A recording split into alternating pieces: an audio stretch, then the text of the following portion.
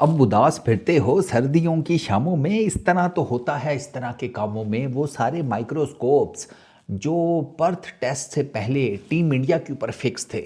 कि ये कैसे चल रहे हैं, कैसे प्लेयर्स आपस में एक दूसरे से बातें कर रहे हैं, कोई कंट्रोवर्सी निकालो, किसी ने एक दूसरे को गुस्से से देखा हो, कोई गाली वाली दे दी हो, कुछ कंट्रोवर्सी निकालो। वो सारे माइक्रोस्कोप्स पर्थ टेस्ट के बाद ऑटोमेटिकली टीम इंडिया से हट के टीम ऑस्ट्रेलिया के ऊपर आ गए हैं। टीम ऑस्ट्रेलिया से रिलेटेड ये खबरें आ रही हैं कि टीम ऑस्ट्रेलिया के बैटर्स और बॉलर्स के बीच में नहीं बन रही, सास बहू तनाव चल रहा है दोनों के बीच में। और इसमें जनाब मिच स्टार्क का भी बयान आया, वो आपको आगे चलकर सुनाता हूँ, पहले पूरी स्टोरी सुनो। हुआ क्या होगा, बेसिकली जॉश हेजलवुड का इंटरव्यू होगा पर्थ टेस्ट के बाद ना। उससे पूछा गया कि गुरु हार गए हो, तुम लोग तो बड़े फुल टाइम चांस में थे कि हम तो तहस नहस कर देंगे, नस्लें बर्बाद कर देंगे, ये क्रिकेट ही नहीं इसके बाद खेल पाएंगे, इनके मुल्क में जो पिचेस हैं उनके ऊपर गिल्ली डंडा खेला जाएगा या छोटी बच्चियां स्टापू खेला करेंगी। क्या बना, तुम तो हार गए, ये सारा कुछ अब इधर करवाएंगे क्या, ये बच्चों का गिल्ली डंडा, लड़कियों का स्टापू। तो जॉश हेजलवुड ने आगे से उसको जवाब दे दिया, मुझसे क्या पूछ रहा है, बैटर से जाके पूछ, हमारी मेरी तो कंसंट्रेशन अब अगले टेस्ट के ऊपर है।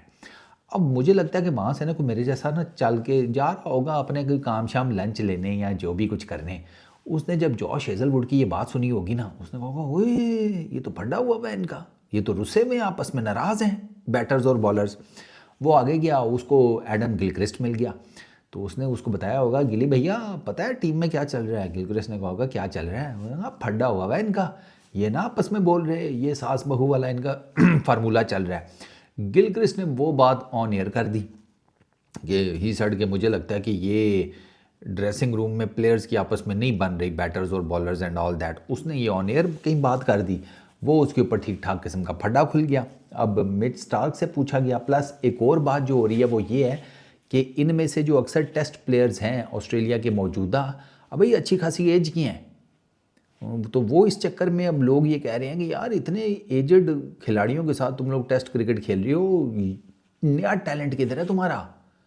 नया टैलेंट क्यों नहीं सामने आ रहा। तो ये भी सारी बातें हो रही हैं। तो मिच स्टार्क ने भी उसके ऊपर ये बोला कि यार ये सारा मीडिया की हवा है और कुछ भी नहीं है, कोई अपना नैरेटिव बनाना चाहता है मीडिया में से तो 100 बनाता रहे, ज़ाहिर सी बात है मिच स्टार्क ने और यही कहना है, और वो क्या कहेगा। ही साइड के भैया हमारा ये जो सीनियर्स का ग्रुप है एक ज़माने से टेस्ट क्रिकेट आपस में एक दूसरे के साथ खेल रहा है और हमारे बीच में ऐसी कोई अनबन नहीं है कि बैटर्स की बॉलर्स के साथ नहीं बन रही हैं, बॉलर्स कह रहे हैं कि तुम ग्रोसरी वालों ने हमें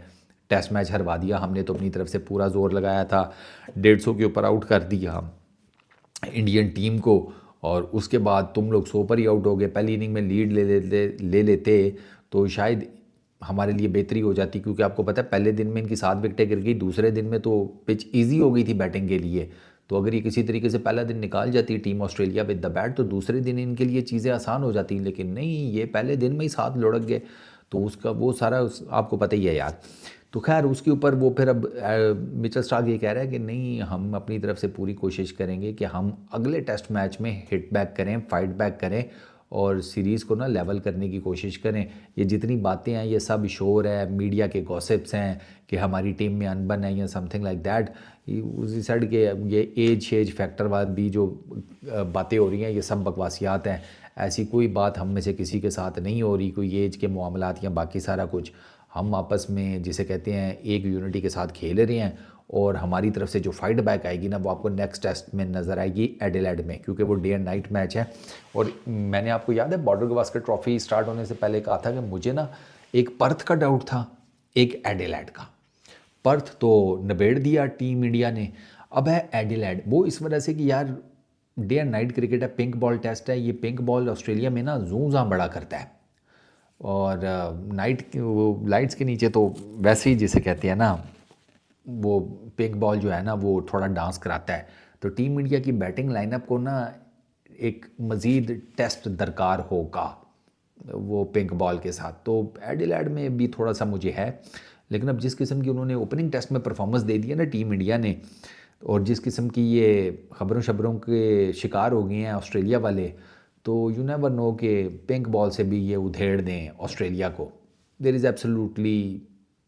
जिसे कहते हैं ना चांस है, Australia no doubt come back करने का माहिर है, इसमें कोई शक नहीं है, ऑस्ट्रेलिया कम बैक कर लेता है, स्ट्रॉन्ग टीम है। लेकिन आप ओवरऑल एक सिनेरियो जब देख रहे होते हैं ना, तो उसमें मुझे टीम इंडिया के चांसेस ऑस्ट्रेलिया की निस्बत थोड़े से बेहतर नज़र आते हैं। पहले टेस्ट मैच की परफॉर्मेंस यार 295 रन से धोया यार, 295 रन से ऑस्ट्रेलिया को मेरा ख्याल है इतनी पैड़ी शिकस्त तो इससे पहले कभी पड़ी नहीं है। ये इंडिया की हाईएस्ट जिसे कहते हैं in terms of runs win है अगेंस्ट ऑस्ट्रेलिया। तो वो ऑस्ट्रेलिया अंडर प्रेशर है, माने ना माने वो एक अलहदा बात है, लेकिन एक बंदा अगर उसको ड्रिप लगी हुई है और वो फिर भी कहे कि नहीं मैं बिल्कुल ठीक हूँ, तो आपको पता चल जाता है कि ठीक है, कॉन्फिडेंस अच्छी चीज़ है लेकिन ये ओवर कॉन्फिडेंस हो गया है। इस वीडियो में इतना ही, अपना बहुत ख्याल रखना, नेक्स्ट वीडियो में मुलाकात होगी, पीस आउट।